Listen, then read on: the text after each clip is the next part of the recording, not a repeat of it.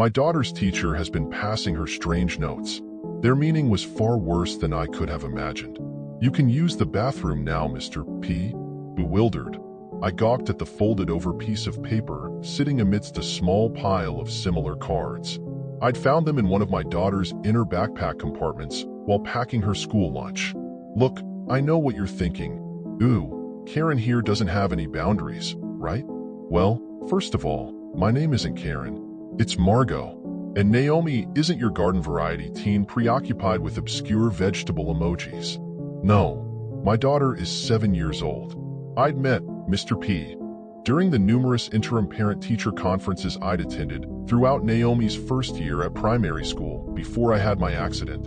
His real name was Hervé Paquette, but the French roots of his name were promptly trimmed down to Packet among English-speaking children. So, he'd started insisting that everyone, even the parents, refer to him as Mr. P. Mr. P was in his late 30s and renowned within the parent community as an outstanding educator. He'd go out of his way to address any and all concerns expressed during parental meetings, expound the contents of each learning module in great detail, and allocate additional time to reassure us that little Richmond's R's were simply unparalleled despite his left-handedness, and that Fiona was whip-smart when it came to first-grade mathematics. Needless to say, I was pleased when my daughter returned from her first day of second grade and announced that Mr. P was back.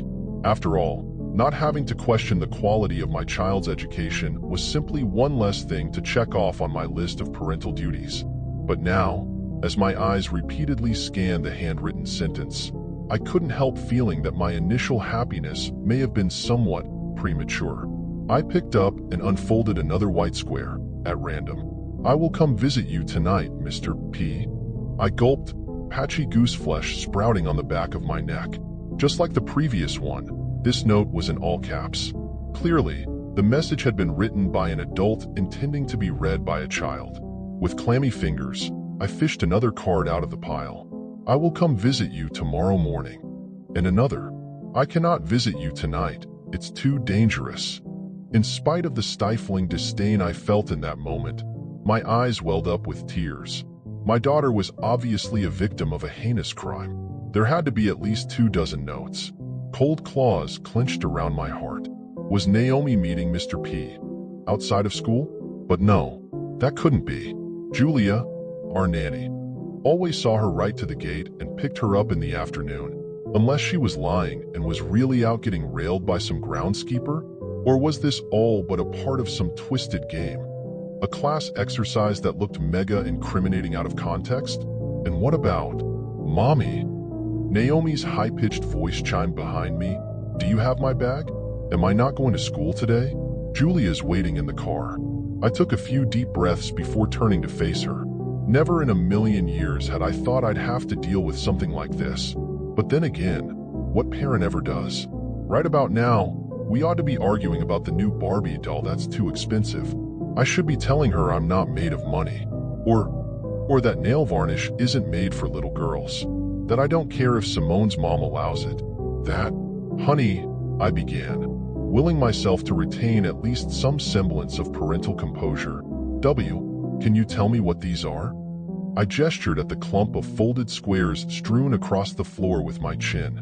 Naomi surveyed them earnestly, but I could see my reaction had caught her off guard. They're messages, she mumbled.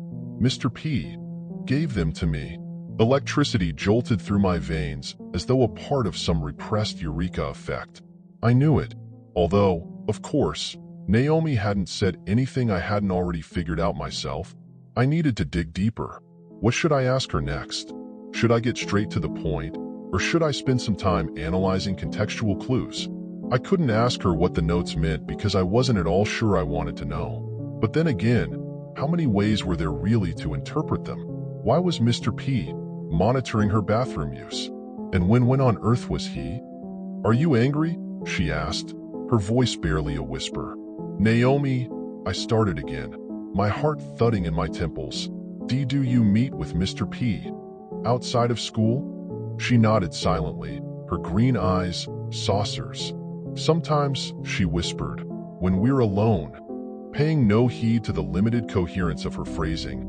I whipped out my cell phone and dialed the number of Naomi's school principal. A duality of fear and anger surged through me, ravaging my brain to the point where I feared my words wouldn't be able to keep up. Had the circumstances been different, I would have marched straight into the school to confront Hervé Paquette myself. I could already picture it, slamming his body against one of the whitewashed walls, taking off one of my high heels and, well, I suppose that I glanced down at my leg brace was hardly likely. But maybe Julia could. White Oak's Primary, a honeyed female voice emanated from the speaker. This is Shirley. How may I help?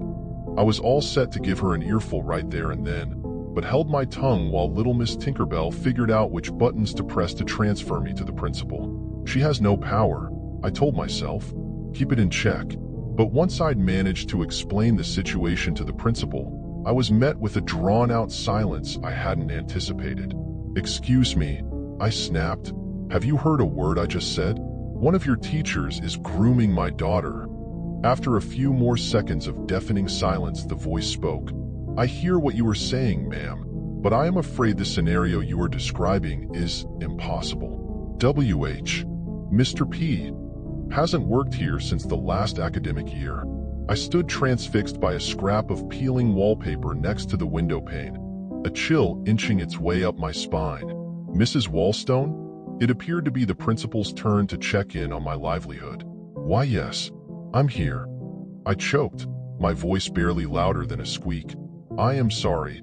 There seems to have been some sort of misunderstanding. I am talking about Mr. P. Hervé Paquette.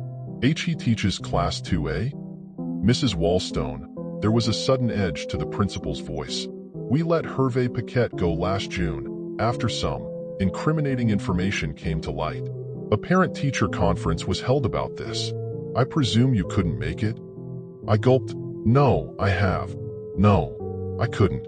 What incriminating information? Well, he drew in a deep breath.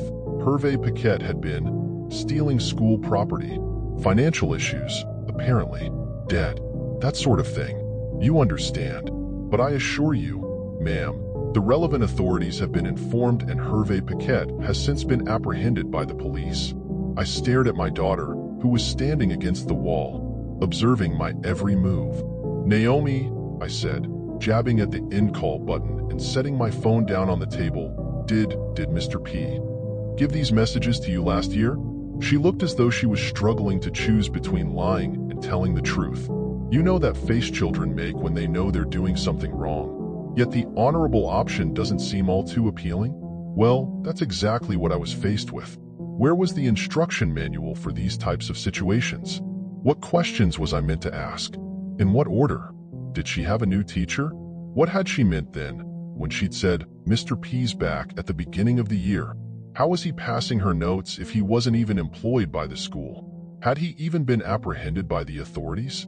Can I have them back now?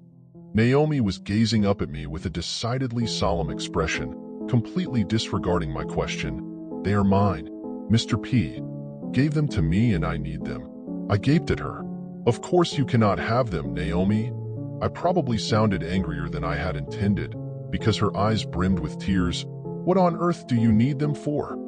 She wouldn't answer, instead turning her face towards the window. She seemed genuinely distressed. I'll just put them here, okay?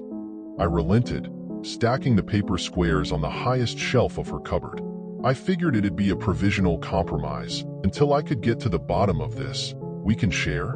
Although I couldn't help questioning why she would need those vile pieces of paper to begin with. As a keepsake? For memories? Since when were 7-year-olds sentimental? I needed answers, and I needed them fast. Well, that evening I got much more than I had bargained for. After I put Naomi to bed for the night and settled down in front of the television to watch reruns of EastEnders, I heard what could only be a child's footsteps running down the hall. Naomi? I called out, pressing the pause button on the remote. What are you doing out of bed? Silence. Naomi? Nothing. Grunting. I heaved myself off the couch, balancing on my good leg. With heavy steps, I made my way towards her bedroom, ready to give her a piece of my mind, when something caught my attention. A piece of paper, half obscured by the door to the basement, as though it was undecided whether it was coming or going. my heart hammering in my chest. I leaned down to pick it up. It looked just like, but no, it couldn't be. With trembling fingers, I straightened out the creases of the paper square. My stomach dropped as I read what it said.